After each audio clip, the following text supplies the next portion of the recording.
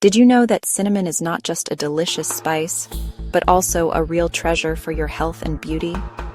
Today, I'll share why you should add it to your daily life and how to make the most of it. Cinnamon originates from Sri Lanka and Southeast Asia. Used since ancient times by Egyptians for its medicinal properties and as a natural fragrance, it was once a symbol of wealth and luxury. It offers many health benefits.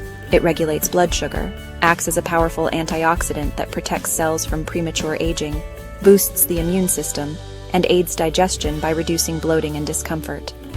For beauty, it stimulates blood circulation for a glowing complexion, serves as a natural exfoliant when mixed with honey, and promotes hair growth by stimulating the scalp. You can enjoy it in tea or infusions with honey, add it to smoothies and pastries, or use it in homemade beauty care mixed with oil or honey.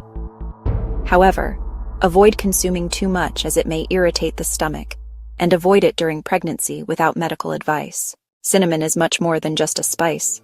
It's a health, beauty, and wellness ally that brings warmth and comfort to your daily life.